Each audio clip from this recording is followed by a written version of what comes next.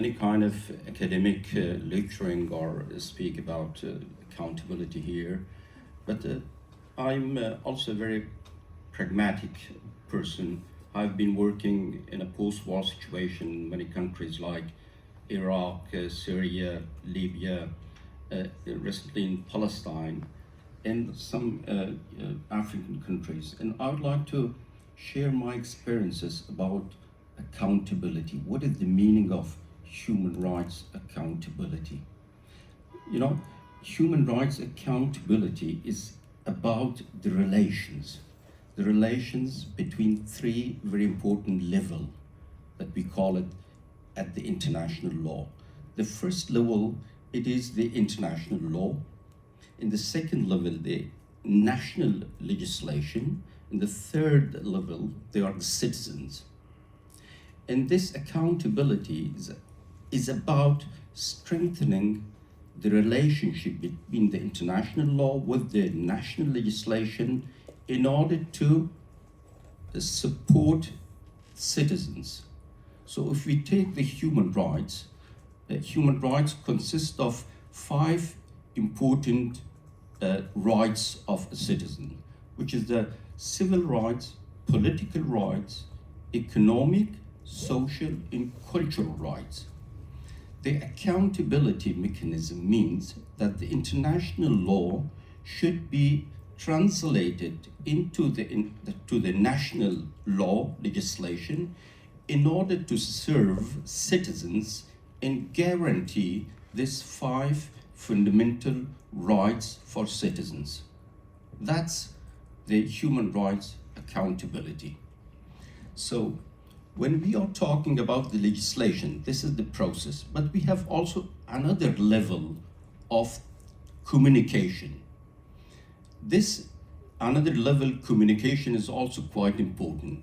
The first level, we call it international community. Let's say the international community is a community composed by a government. And the second level, the national policies, which the government, according to the law, should create in order to serve human rights for citizens.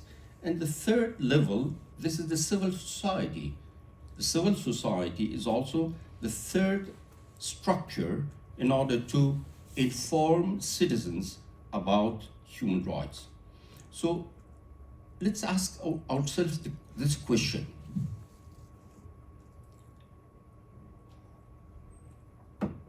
We have excellent legislation. We have more than 8 international covenants and conventions at the international level that we call it international human rights. This is the conventions of human rights. That's very good. But let's talk about the international community. Do we have an international community? If we are talking about the international community, do we mean that's the United States in London, in Brussels?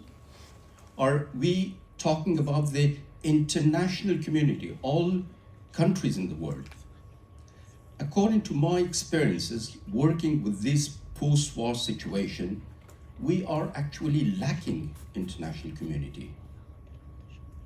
We have some hegemony of some political state powers like the United States, and this hegemony badly damages the international community as such.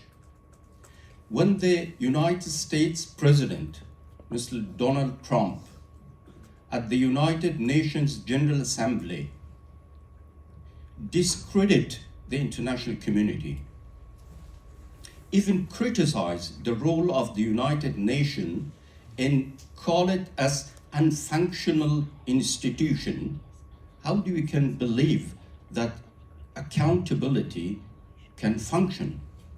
That's not the case. You know, we have international law and international human rights law, but we have also international relations.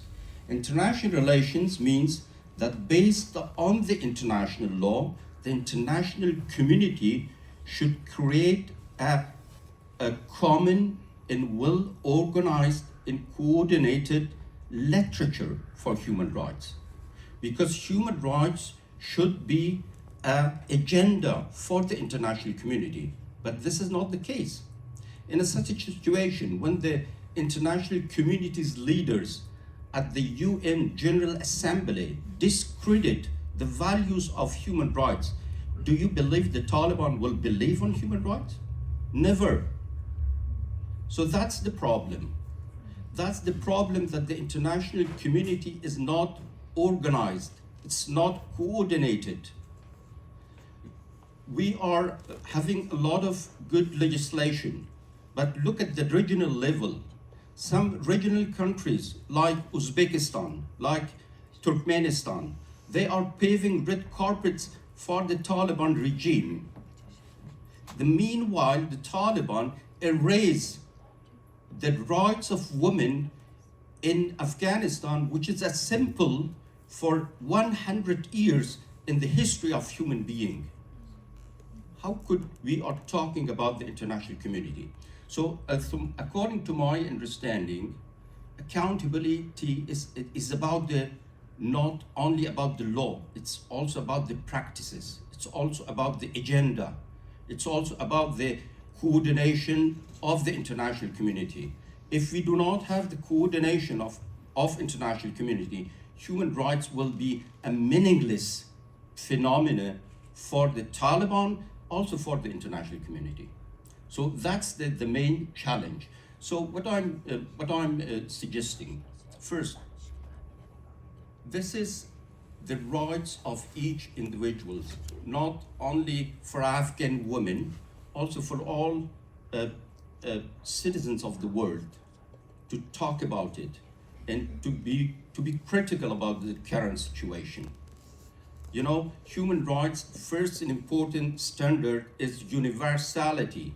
Universality means that me as Malik citizens who are a citizen of Denmark now, but before a citizen of Afghanistan, should have the same rights and responsibility as a citizen sitting in Mazar-e-Sharif, in Kandahar, in Gaza, in Malawi, in Iraq, and in Syria, and everywhere in the world. That's the meaning of international, universality of human rights.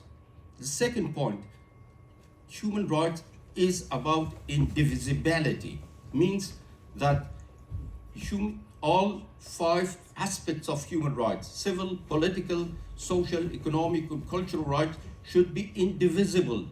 We cannot say that human rights of Afghans or Afghan women should not have the rights of civil and political. However, they can live in Afghanistan. This is not indivisibility. This is not a human right that we are talking about. So the mechanism should have these elements as a precondition. Thank you.